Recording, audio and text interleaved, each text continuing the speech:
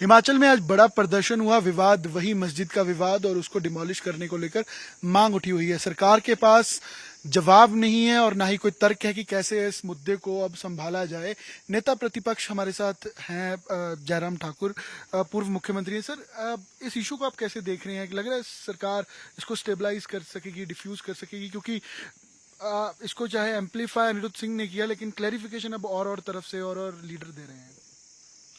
इस सारे मामले को लेकर के सरकार की गंभीरता जिस स्तर पर होनी चाहिए थी वो नहीं दिखी। विधानसभा के अंदर इनके ही मंत्री वहां पर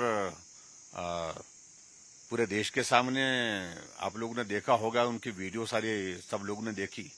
उन्होंने कहा कि गैर कानूनी है, अनऑथराइज्ड कंस्ट्रक्शन है और उसको तोड़ना चाहिए, तुरंत तोड़ना चाहिए। और यहाँ बहुत सारे लोग आए हैं जिनको हम जानते नहीं, पहचानते नहीं है। हो सकता वो रोहिंग्या हो और बांग्लादेशी रोहिंग्या है, और ऐसे में बहुत चीजों का जिक्र उन्होंने किया। लेकिन हैरानी की बात है कि कांग्रेस पार्टी की ओर से आदेश आ गया कि इस मंत्री को मंत्रिमंडल से ही निकाल दिया जाए। ये आपको सूचना किसने दी? ये सूचना बड़ी पुख्ता प्रमाणित सूचना है कि कांग्रेस पार्टी के राष्ट्रीय अध्यक्ष जी की ओर से इस प्रकार से कि मंत्री ये मंत्रिमंडल में रखने के मंत्रिमंडल से इनको हटाया जाए, ये भी कह दिया था। लेकिन इन सारी चीज को लेकर के फिर सरकार जो है वो बीच बचाव करने में लगी हुई है। सही मायने में ये हकीकत है जो मंत्री ने बयान किया था, वही हकीकत है कि कंस्ट्रक्शन अनऑथराइज्ड है और जहां कभी 15 लोग आते थे वहां 300 लोग आ रहे हैं। दूसरी बात, इस बात को लेकर के जो भारतीय जनता पार्टी की सरकार में हमने जो स्ट्रीट वेंडर्स के लिए हमने एक पॉलिसी लाई थी, उस पॉलिसी के मुताबिक वेरिफिकेशन और रजिस्ट्रेशन, आइडेंटिफिकेशन ये आवश्यक कर दिया था हमने, और कांग्रेस की सरकार ने पिछले 2 साल से उस काम को बंद कर दिया। वो पॉलिसी लागू ही नहीं की या उस पर अभी काम? हमारी सरकार ने काम शुरू किया था उस पर, उनके जो भी बाहर से आ रहे हैं, क्योंकि हिमाचल एक ऐसा प्रदेश है जहां बहुत आसानी से बाहर से आया हुआ आदमी पहचाना जाता है, सबको मालूम पड़ जाता है कि ये यहाँ का नहीं है। तो इसलिए जब ऐसा नंबर बढ़ता गया तो हमारे सामने भी लोगों ने कहा कि इस तरह का करना चाहिए। हमने कहा काम करने के लिए देश का कोई भी नागरिक आ सकता है, काम करे, लेकिन उनकी पहचान तो होनी चाहिए। वो कहाँ के रहने वाले हैं, क्या उनका नाम है, क्या उनकी आइडेंटिफिकेशन है, क्या उनकी पृष्ठभूमि है। पॉलिसी अभी तक भी एग्जिस्ट करती है और मुख्यमंत्री जी ने हाउस में कहा कि आपकी जो बनाई पॉलिसी उसको हम लागू करेंगे, बोला है। लेकिन अभी तक 2 सालों से क्यों रोका? और सबसे बड़ी बात है कि जिस प्रकार से मुख्यमंत्री जी का बयान चुनाव के बाद तुरंत आया था कि मैं 97% जहां हिंदू हैं वहां हिंदूवादी पार्टी को हरा करके आए, ये शब्द कहने की आवश्यकता क्यों महसूस हुई? और ऐसी बातों से तो कुछ लोगों के फिर हिम्मत और हौसले बढ़ते हैं। अभी बात यह है कि वहां गोल करके घुमा रहे हैं कि ये अनऑथराइज्ड कंस्ट्रक्शन है। अनऑथराइज्ड कंस्ट्रक्शन पूरे हिमाचल प्रदेश में हजारों की संख्या में है।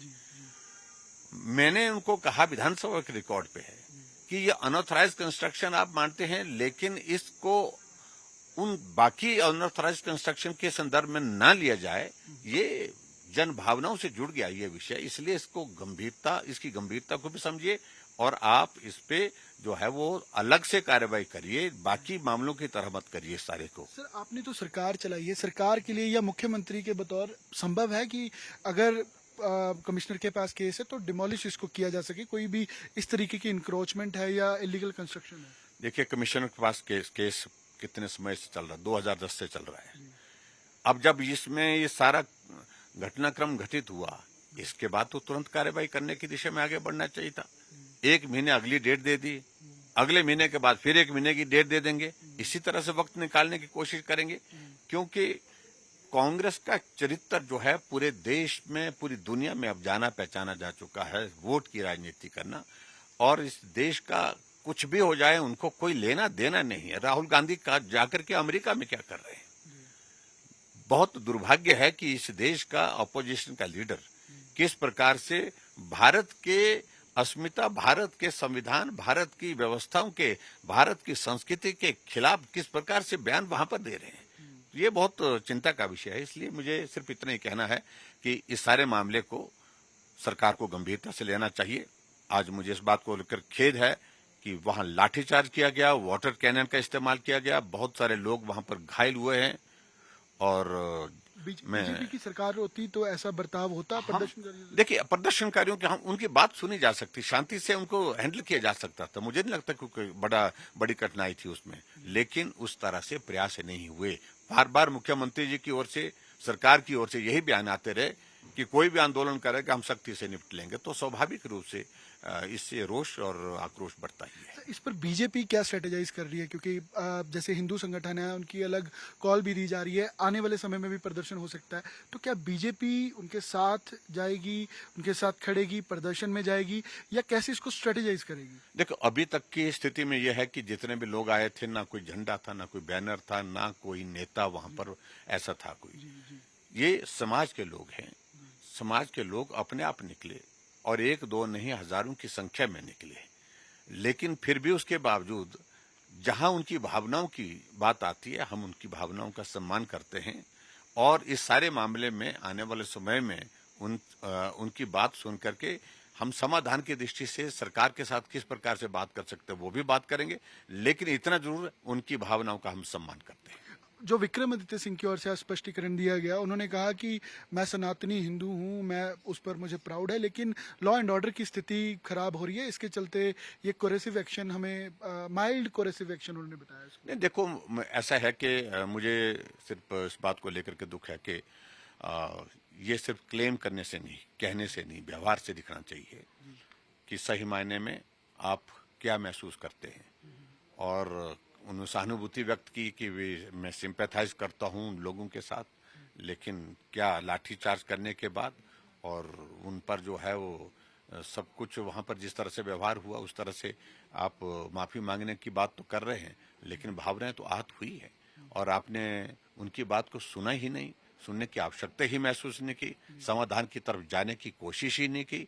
तो इसलिए गंभीरता से नहीं, सिर्फ राजनीतिक लिपापोती करने की कोशिश कर रहे हैं। मुख्यमंत्री को भी माफी मांगनी चाहिए। मुख्यमंत्री जी को भी माफी मांगनी चाहिए, हिंदू समाज से माफी मांगनी चाहिए। समाज के लोग थे, कोई नेता नहीं था वहां, कोई संगठन नहीं था, सब तरह के लोग, सब पार्टियों के लोग, सब विचार के लोग थे।